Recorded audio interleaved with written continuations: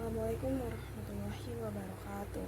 Kami dari kelompok 5, pada kesempatan kali ini kami akan mempresentasikan sistem ekskresi yang beranggotakan Aisyah, Amalia Ikasriani, dengan saya sendiri Lia Fibrianti dan Rizka Fitrian Abdillah. Pengertian sistem ekskresi. Sistem ekskresi merupakan proses pengeluaran zat-zat sisa metabolisme yang sudah tidak digunakan oleh tubuh, seperti buang air kecil. Hasil buangan itu antara lain berupa urin, keringat, gas karbon dioksida, dan zat warna empedu. Fungsi dari sistem ekskresi yang pertama untuk mempertahankan konsentrasi cairan, yang kedua mempertahankan volume tubuh, yang ketiga mengeluarkan zat sisa metabolisme, dan yang keempat mengeluarkan zat asing yang dapat membahayakan tubuh. Organ-organ sistem ekskresi yang pertama ada ginjal, yang kedua kulit, yang ketiga paru-paru, dan yang keempat hati. Sistem ekskresi pada manusia. Yang pertama yaitu ginjal. Ginjal atau ren merupakan organ yang terletak di dalam rongga perut pada dinding tubuh dorsal, di kiri dan kanan tulang pinggang. Ginjal berjumlah 2, yang berwarna merah keunguan dengan bagian sebelah kiri posisinya lebih tinggi dari bagian yang sebelah kanan, karena berdekatan dengan hati. Setiap ginjal berukuran 10-12 cm atau kira-kira seukuran kepalan tangan orang dewasa. Fungsi ginjal yaitu yang pertama untuk menyaring darah dan mengeluarkan zat sisa metabolisme. Yang kedua untuk mengatur konsentrasi garam dan keseimbangan asam darah. Yang ketiga mengatur tekanan darah. Yang keempat mengatur keseimbangan cairan dan elektrolit dalam tubuh. Yang kelima mengeluarkan zat-zat asing dan berbahaya dari darah yang dikeluarkan dari tubuh dalam bentuk urin. Dalam proses pembentukan urin memiliki 3 tahap. Yang pertama yaitu filtrasi atau penyaringan, selanjutnya reabsorpsi atau penyerapan kembali, dan yang terakhir augmentasi atau pengeluaran zat. Kelainan dan penyakit pada ginjal. Yang pertama yaitu diabetes insipidus. Diabetes insipidus adalah gangguan yang menyerang salah satu organ terpenting dalam sistem ekskresi yaitu ginjal. Penderita diabetes insipidus mengeluarkan urin terlalu banyak karena kekurangan ADH, antidiuretic hormone. ADH adalah sejenis hormon yang mengatur proses reabsorpsi cairan pada ginjal. Kekurangan hormon ADH dapat menyebabkan jumlah urin meningkat hingga 30 kali lipat sehingga dapat menyebabkan dehidrasi. Yang kedua yaitu batu ginjal. Batu ginjal merupakan suatu kondisi ketika mineral mengendap di dalam ginjal sehingga membentuk bongkahan seperti batu. Mineral tersebut berasal dari zat-zat sisa limbah di dalam darah yang kemudian mengendap dan mengkristal seiring waktu. Terbentuknya batu ginjal ini disebabkan oleh beberapa faktor, yaitu kurang minum air putih, mengkonsumsi obat tertentu, atau menderita suatu penyakit seperti infeksi dan asam urat. Yang ketiga, nefritis. Nefritis adalah kerusakan pada bagian glomerulus ginjal akibat dari adanya infeksi bakteri Streptococcus, sehingga penderitanya akan mengalami uremia atau masuknya kembali urin dan urea ke dalam pembuluh darah, atau edema, penimbunan air di kaki karena terganggunya reabsorpsi air. Nefritis akut banyak dijumpai pada anak-anak dan remaja yang disebabkan oleh infeksi menular. Sedangkan nefritis kronis banyak diderita oleh orang tua ditandai dengan tekanan darah tinggi dan pengerasan pembuluh darah ginjal. Yang keempat, hematuria. Hematuria terjadi ketika ada sel-sel darah merah atau eritrosit dalam urin. Gejala utama hematuria adalah perubahan warna urin menjadi merah muda, kemerahan, atau kecoklatan. Gejala lainnya yaitu nyeri perut bagian bawah, sering buang air kecil atau susah buang air kecil. Yang kelima, albuminuria. Albuminuria atau proteinuria adalah kondisi urin atau air kencing yang mengandung jumlah albumin yang tidak normal, atau biasa disebut juga ginjal bocor. Albumin yang mencapai ginjal melalui pembuluh darah pada umumnya akan mengalami filtrasi pada glomerulus dan diserap kembali oleh tubulus proksimal menuju sirkulasi darah. Yang keenam yaitu aliuria. Aliuria adalah kondisi ketika buang air kecil atau urin lebih sedikit dari biasanya. Gejala utama penyakit ini yaitu buang air kecil jarang atau keluar lebih sedikit dari biasanya. Penyebab aliuria adalah karena kondisi kesehatan tertentu, salah satunya dehidrasi, yang terjadi ketika tubuh tidak memiliki cukup air atau cairan tubuh. Yang ketujuh, poliuria. Poliuria adalah kondisi ketika tubuh menghasilkan urin secara berlebihan. Gejala poliuria yaitu sering buang air kecil hingga belasan kali dalam sehari. Poliuria disebabkan oleh penyakit tertentu seperti diabetes atau gagal ginjal.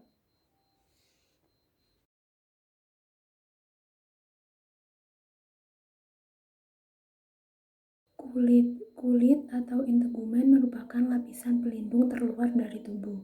Kulit manusia memiliki sekitar 3-4 juta kelenjar keringat yang tersebar di seluruh bagian tubuh. Kelenjar keringat terbagi menjadi dua jenis, yaitu kelenjar ekrin yang terhubung langsung dengan permukaan kulit dan menghasilkan keringat yang tidak berbau atau encer.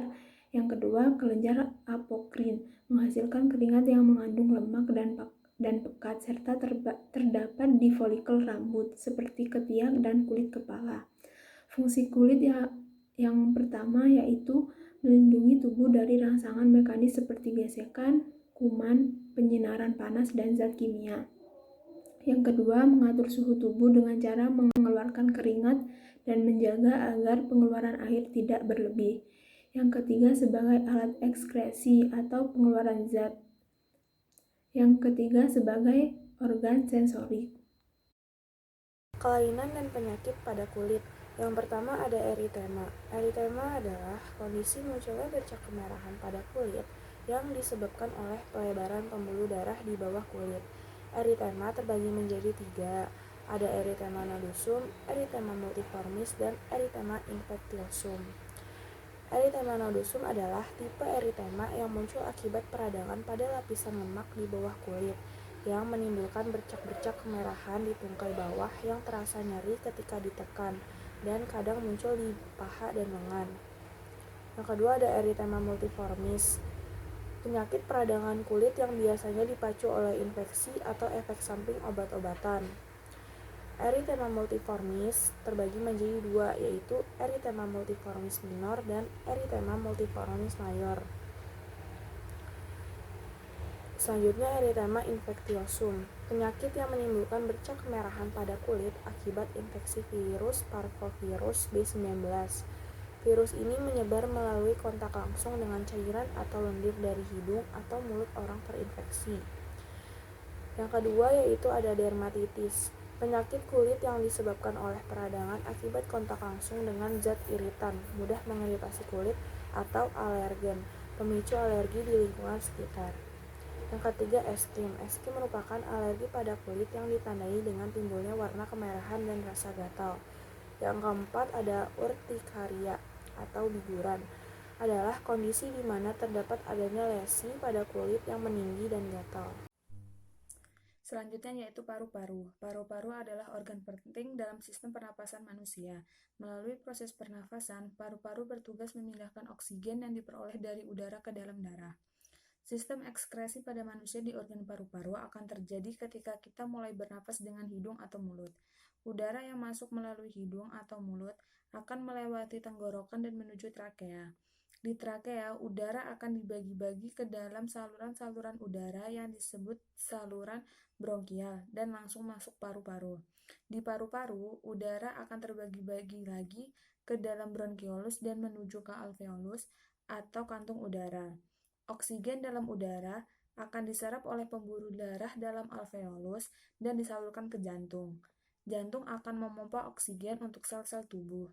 Proses penggunaan oksigen oleh sel-sel tubuh akan menghasilkan karbon dioksida. Karbon dioksida tersebut akan diserap oleh darah dan dibawa kembali ke paru-paru dan dikeluarkan oleh tubuh melalui hembusan nafas. Kelainan dan penyakit pada paru-paru. Yang pertama bronkitis. Bronkitis merupakan penyakit infeksi di saluran pernafasan yang menyerang bronkus. Bronkitis bisa dari faktor lingkungan seperti polusi udara, merokok, dan infeksi. Ada 2 jenis penyakit bronkitis, yaitu yang pertama, bronkitis akut. Biasanya dialami oleh anak berumur di bawah 5 tahun. Bronkitis akut biasanya dapat pulih dengan sendirinya dalam waktu kurang lebih 2 minggu. Yang kedua, bronkitis kronis. Biasanya dialami oleh orang dewasa yang berusia 40 tahun ke atas. Bronkitis kronis biasanya bertahan setidaknya 3 bulan dalam setahun dan bisa berulang pada tahun berikutnya. Yang kedua, asma. Asma merupakan penyakit inflamasi saluran nafas biasanya ditandai dengan peradangan pada saluran nafas yang bersifat kronis, dengan gejala pernapasan seperti sesak nafas, sesak dada, dan batuk. Asma dipengaruhi oleh beberapa faktor di antaranya tingkat kecemasan, kebiasaan merokok, riwayat keluarga, dan hewan peliharaan.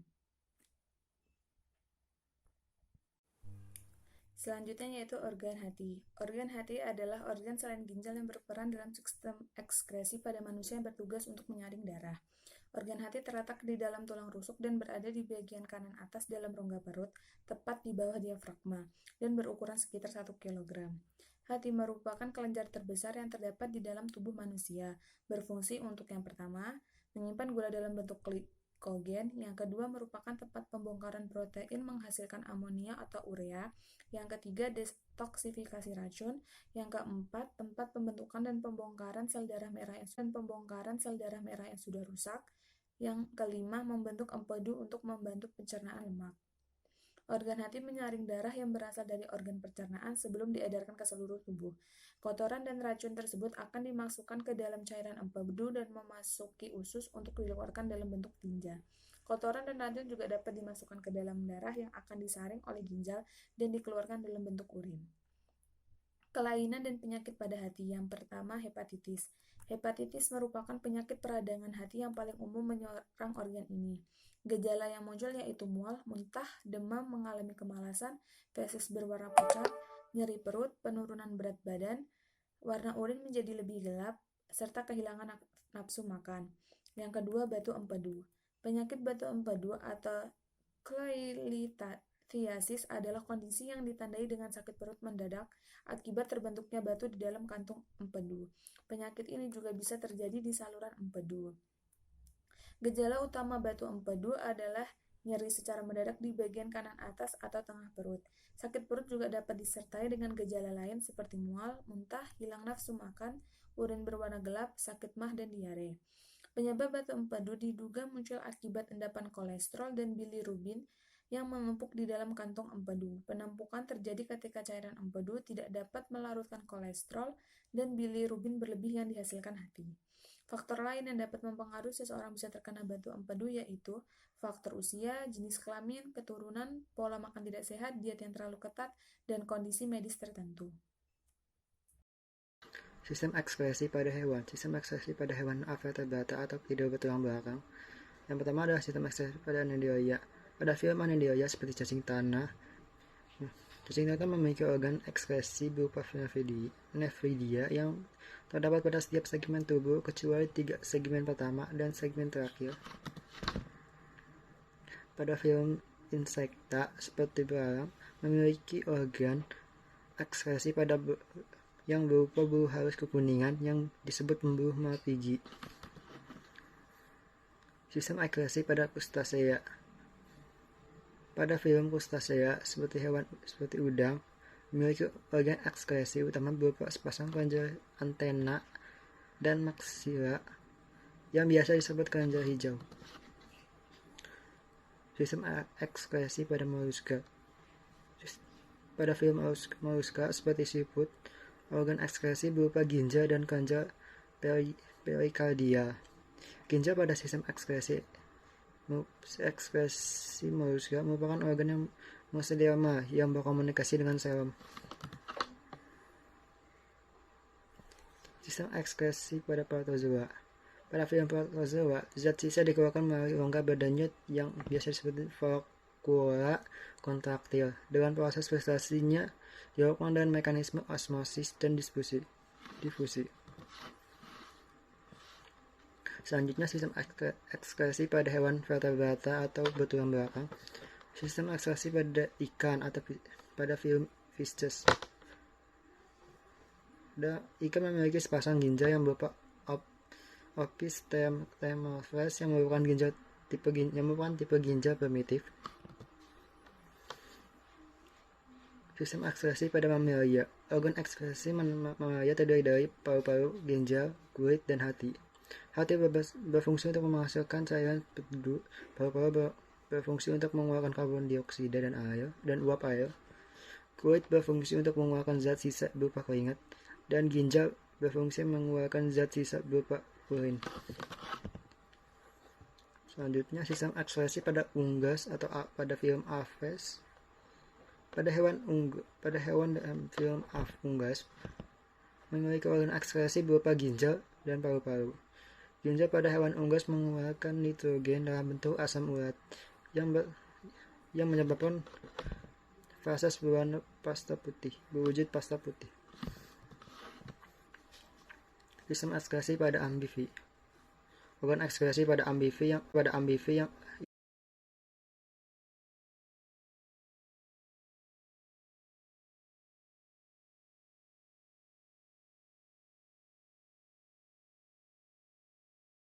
ekskresi pada amfibi yang itu paru-paru, kulit, dan ginjal. Ginjal pada amfibi digunakan sebagai alat penyaring urin. Amfibi menggunakan ginjal jenis opisthenophase atau ginjal tipe primitif. Selanjutnya, sistem ekskresi pada reptil. Sistem ekskresi pada reptil memiliki organ ekskresi berupa ginjal, kulit, dan paru-paru. Paru-paru dan kulit pada reptil dapat digunakan sebagai sistem pernapasan. Ginjal pada reptil merupakan ginjal tipe metanephros atau ginjal yang lebih baru. Kulit digunakan sebagai sistem pernapasan bila keadaan paru-paru sedang tidak optimal. Sekian presentasi dari kelompok kami, kurang lebihnya mohon maaf. Wassalamualaikum warahmatullahi wabarakatuh.